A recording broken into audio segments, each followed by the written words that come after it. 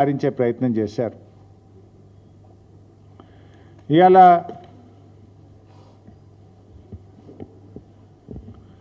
అసలు విషయం మాట్లాడమంటే మొత్తం విషయాన్ని పక్కదోవ పట్టిస్తూ మా ఎంపీ రవిచంద్ర గారు నిన్న బాగా ఆర్గ్యూ చేసినారు.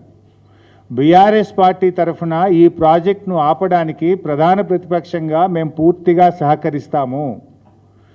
నువ్వు దీన్ని గాంధీ భవన్గా మార్చకు, దీన్ని రాజకీయ వేదికగా మార్చకు, ఈ ప్రాజెక్టును అడ్డుకోపోవడానికి నువ్వు అసెంబ్లీ పెట్టి ఏకగ్రీవ తీర్మానం చేయి, అఖిలపక్షని ఢిల్లీ తీసుకువెళ్ళు అని స్పష్టంగా మా ఎంపీ గారు చెప్తే దాన్ని ఒక రాజకీయ వేదికగా, అబద్ధాలకు వేదికగా నిన్న ముఖ్యమంత్రి గారు మార్చారు.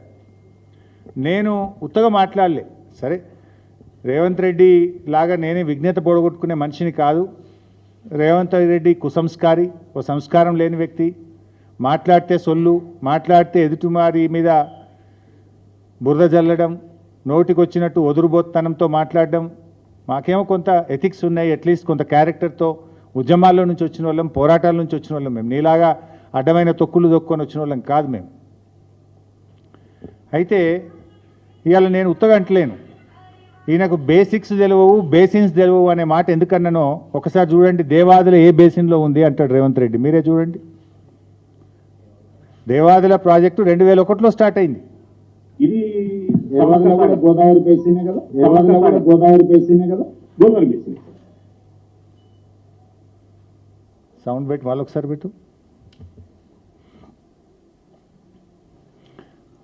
23 సంవత్సరాలు దేవాదుల కూడా గోదావరి బేసినే కదా, దేవాదుల కూడా గోదావరి బేసినే కదా, గోదావరి బేసిన్. దేవాదుల కూడా గోదావరి బేసిన్ అని అడుగుతుండు.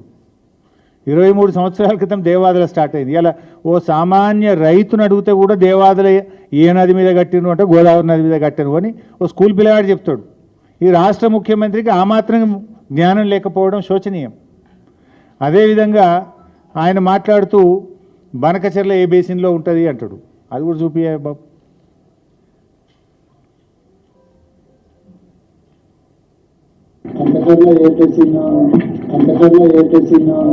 Antakarla is in Java, sir. That's okay. That location. It is in Prakasham Jilla, sir. Prakasham Jilla. You are facing? No, sir. Penna Basin. Penna. So they are shifting Godavari Basin to Penna Basin. Penna Basin, yes. Revanth Reddy గారు తెలుసుకోవాల్సింది ఏంటంటే, Krishna Basin. Revanth Reddy గారు తెలుసుకోవాల్సింది ఏంటంటే, బూతులు తెలుసుకున్నంత సులువు కాదు బేసిన్ల గురించి తెలుసుకోవడం. బూతులు మాట్లాడినంత సులువు కాదు బేసిన్ల గురించి అర్థం చేసుకోవడం. రేవంత్ రెడ్డి గారు నీ చిల్లర రాజకీయాలతో నీ అజ్ఞానాన్ని బయట పెట్టుకొని రాష్ట్రం ముందు పరువు తీసుకున్నావు నిన్న నువ్వు. ఇక రేవంత్ రెడ్డి గారు ఇట్లుంటే ఆయన సలహాదారుడు ఆదిత్యనాథ్ దాస్, ఆయన మీరు అలా చూసి ఉంటారు, ఏం మాట్లాడతాడు అంటే అది కూడా ఒకసారి మళ్ళీ చూపి. ఆదిత్యనాథ్ దాస్ బనకచెర్ల యాడుంది అంటాడు. Banacherla is in Java, sir. That's okay. That location. It is in Prakasham Jilla, sir. Prakasham Jilla. You are facing? No, sir. Facing. ఇక దున్నపోతుందంటే దుడ్డని కట్టేమన్నట్టున్నది. బనకచెర్ల ఏ బేసిన్ అది ఎక్కడుంది అంటే లొకేషన్ అంటే ఈయన ప్రకాశం జిల్లా అంటాడు. బనకచెర్ల ఉన్నది పాత కర్నూలు జిల్లా, ప్రస్తుత నంద్యాల జిల్లా. ఇక ముఖ్యమంత్రి అట్లుంటే ఆయన సలహాదారుడు అంతకంటే గొప్ప గనుడు ఉన్నాడు. అది ఏ జిల్లాలో ఉందో కూడా తెలియదు. ఇక వీళ్ళు రాష్ట్రాన్ని పాలిస్తున్నారు. ఇక నెక్స్ట్ మాట్లాడితే నల్లమల బిడ్డ అంటాడు పొద్దుగాలు వేస్తే. మీరు విన్నారు కదా, నల్లమలకి వెళ్ళొచ్చినా తొక్కుంటూ వచ్చినా పీక్కుంటూ వచ్చినా అంటాడు కదా. ఇక నల్లమల గురించి మాట్లాడతాడు. జర అది కూడా చూపివే లేదా వీడియో? సరే, నల్లమల మీద, నల్లమల తెలంగాణ కిందికి వస్తుందా ఆంధ్ర కిందికి వస్తుందా అని అడుగుతాడు నిన్న. అంటే ఇది నల్లమల్ల పులిమిడ్డ కాదు, వెకిలి మాటల వెర్రి బిడ్డ అని నిన్న తెలుసుకున్నాడు రేవంత్ రెడ్డి. నల్లమల కిందికి వస్తుంది యాడుంటుందని కూడా అడుగుతాడా? ఆ మాత్రం అంటే అజ్ఞానాన్ని కూడా అర్థం చేసుకోవచ్చు, కానీ విషపూరితమైన మనస్తత్వంతో ఉన్న ఈ వికారాన్ని, అజ్ఞానాన్ని భరించడం చాలా కష్టం. అంత విషం.